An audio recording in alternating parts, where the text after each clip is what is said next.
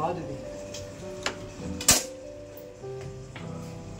दूसरा। हाँ दीदी डब्बे में नया आ रहा था, सब लोग लिया 4 किलो 5 किलो सब लोग ले रहे थे।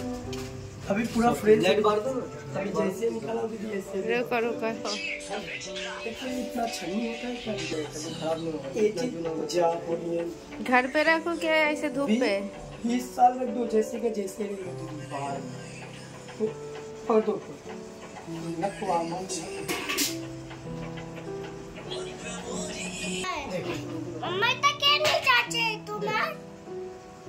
देखो दीदी ज्यादा ही है, मैं नहीं निकालूंगा। बहुत ज्यादा है मतलब इसमें 10 काली मिरी 10 चॉकलेट लेने जा रही हूँ तो সকাল সকাল না আমাকে টুপি পরিয়ে দিয়ে চলে গেল। টুপি পরাই বলবো, এই টুপিটা কিন্তু নিজে নিজেই পরে নিয়েছি। অ্যাকচুয়ালি কি হয়েছে জানো তো, সকালবেলা যখন ঘুমাচ্ছিলাম হঠাৎ করে বেলটা বেজে উঠলো। আমি বাইরে এসে দেখলাম যে এত সকাল সকাল কে চলে আসলো। যাই হোক কোনো পার্সেল আসেনি তো, তারপর দেখলাম না পার্সেল না। আমি যখন আসলাম দেখলাম আমাকে বলে দিল খিড়কি টিড়কি বন্ধ করে দাও, ওই মধুমাখির খাঁচাটা ভাঙা হবে। যাই কি বলে ওটা আমি জানি না। তো তারা আমাকে জিজ্ঞাসা করছিল মধু নেবো নাকি, তো আমি বললাম ঠিক আছে চলো 1 কিলো আমাকে দিয়ে দেবে, কারণ পিওর হানিটাই না খুব ভালো কিন্তু। আর যেটা কিন্তু সঙ্গে সঙ্গে যেটা মানে রেডি করে। আর আমি বললাম ঠিক আছে 1 কিলো দিয়ে যাবে, 400 টাকা কিলো বলছিল, তো আমি বলেছিলাম 300 টাকা করে দেবে। তো দেখলাম রাজি হয়ে গেল। তার জায়গায় মানে 1 কিলো বলেছিলাম, ওনারা 4 কিলো দেখছি নিয়ে এসেছে। তো আমি ভাবলাম হয়তো আমার কাছে ছেঁকে ওজন করছে, আমাকে হাফ দেবে হাফ নিয়ে যাবে। আর সব থেকে ফার্স্ট না আমি বুঝতে পেরেছিলাম না যে আমি ওটা 4 কিলো আছে, বললাম জানি ওটা পুরোটাই 1 কিলো। তো আমার এটা 1 কিলো ওজন করেছে, যখন দেখছি 4.5 কিলো। তো মাথাটা তো পুরো হাত পড়ে গেছে। আর আমি নিতে রাজি ছিলাম না, তো ওনারা অনেকে করছিল। তারপরে পিওর হানি তবে না ভালো হয় একটা, আর খুবই ভালো পিওর হানি। মানে এমনি হানি খাওয়া খুবই ভালো, সকালবেলা 1 চামচ করে সবাই হানি খাবে। হানি খেলে কিন্তু শরীরের জন্য বেশ উপকারী একটা, আর বিশেষ করে বাচ্চাদের জন্য। আমার বাবুকে তো আমি 1 চামচ করে রোজ হানি খাওয়াই। আর এটা যেহেতু পিওর হানি সেজন্য আমি নিয়ে নিলাম, তো কোনো ব্যাপার না। তবে দামটা অনেকটা কম করে দিয়েছিল, 300 টাকা বলেছিল, তার জায়গায় দেখি 200 টাকা করেই দিয়ে দিয়েছে। ওনারা যে অনুযায়ী ফোর্স করছিল না, আমারও কিন্তু রিটার্ন করতে খুব খারাপ লাগছিল, সেই জন্য বললাম চলো ঠিক আছে, খারাপ হওয়ার তো জিনিস না, তো ওটা মোটামুটি এখন 1-2 বছর রাখা যাবে। আর আমি ওটাকে ধূপে রেখে দিয়েছি। আর ওনারা বলেছিল তুলসী পাতা আর কালি মির্চ দিয়ে ধূপেতে রেখে দিবে, বাড়িতেও রাখা যাবে, কোনো ব্যাপার না। তো আমার যেহেতু খিড়কিতে ধূপ আসে সেই জন্য আমি ধূপেই বসে রেখেছি। আর দেখো এখানে কিন্তু আজকে আমি বানিয়েছিলাম পোলাওয়ের রেসিপিটা পুরোটাই দেখিয়েছি। আর আমি কিন্তু আজকে কিমা পোলাও বানিয়েছিলাম। তো কিমা পোলাওয়ের সাথে কিন্তু সব কিছুই দেখো ছোট ছোট করে কেটেছি। এটা মাংস দিয়েও করা যায়, আমি কিন্তু কিমা ছিল বলে কিমা দিয়ে বানিয়েছি। তবে রাজা জানে না, ওর আগে রিয়াকশন দেখি। সত্যি এটা কখন হলো গো? কেন তুমি তো ছিলে, গন্ধ পাওনি? না আমি ভাবলাম কিমা রান্না হচ্ছে, কিমা দিয়ে ভাত দিয়ে ডাল দিয়ে খাবো, কিমা বিরিয়ানি। তো এটা মানে কি আমি করে কি গলত করে ফেললাম? না না আমি কি বললাম, এটা আরো মজা। আরেক প্লেট নিয়ে ফেলো।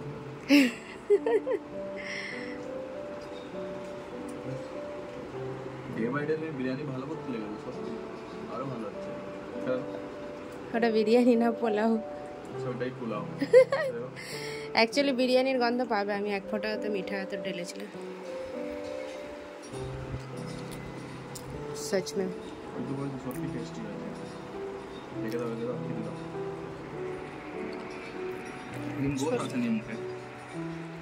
কিমা তো একদম, কিমাটা মিহি কিমা।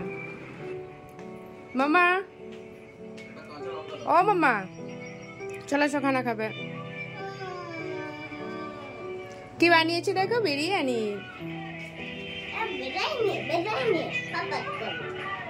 মিঠা আতর যেটা একটা এমনই জিনিস না, সাদা ভাতেও যদি ঢেলে দাও তুমি বিরিয়ানির গন্ধ পাবে। তো অ্যাকচুয়ালি আমি কিন্তু পোলাও বানিয়েছিলাম, পুরোটাই পোলাওয়ের প্রসেস ছিল, কিন্তু ওপরে আমি 2 ফোঁটার মতো ওই মিঠা আতর ঢেলে দিয়েছিলাম, যেটা বিরিয়ানি একটা ফ্লেভার দেবে। এক কথাই বলতে পারো 1 ঢিলে 2 পাখি মারা, বিরিয়ানিও খাও আর পোলাও খাও। তো ও তো মানে ফার্স্ট ভেবেছিল হয়তো আমি কিমা রান্না করছি, আর কিমার তরকারি আর ডাল দিয়ে না ভাত খেতে বেশ ভালোবাসে। তো আমি যেহেতু দেখলাম কিমা ছিল, তো সবসময় তো কিমা রান্না করি, তো ভাবলাম পোলাওই করে নিই, সেই জন্য পোলাও করেছিলাম। তো যাই খাওয়া দাওয়া হয়ে গেছে, আর ভালো লেগেছিলো পোলাওটা। সত্যি বলছি কিমা পোলাওটাও না যাই এত সুন্দর হবে আমি ভেবেছিলাম না। ওই বিরিয়ানি ফ্লেভারটা ছিল বলে মনে হয় আরও বেশি ভালো লাগছিল।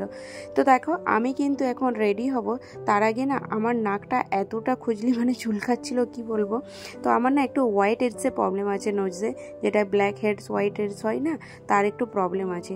সেই কারণে আমি ওই চিনি দিয়ে মধু দিয়ে আর কিছুটা কফি দিয়ে না একটু স্কার্ব করে নিচ্ছিলাম নোজটাকে। তার সাথে কিন্তু ফেসটাও একদম দেখো জেন্টলিভাবে মানে একদম সফটভাবে কিন্তু আমি স্কার্ব করেছি। আর ওটা কিন্তু একটা মানে আমার নোজটাকে অনেকটা ক্লিন করে দিয়েছি। এরপর কিন্তু আমি রেডি হয়ে নিয়েছি, রেডি হয়ে চলে এসেছি বাজারে। আর বাজারে এসেছি কেন সেটা বলছি, তার আগে কিন্তু অনেক দিন না পানিপুরি খেয়েছিলাম না, সেই জন্য এই পানিপুরিওয়ালার কাছে চলে আসলাম। আমি তবে পানিপুরি তুমি কি খাবে? খাবে না কেন? গুসা করেছো? আচ্ছা এখানে একটু খেয়ে নেই, কিনে দেবো চলো। পাপা গাড়ি চালাচ্ছে, তোমাকে ডর লাগছে? ডর লাগছে?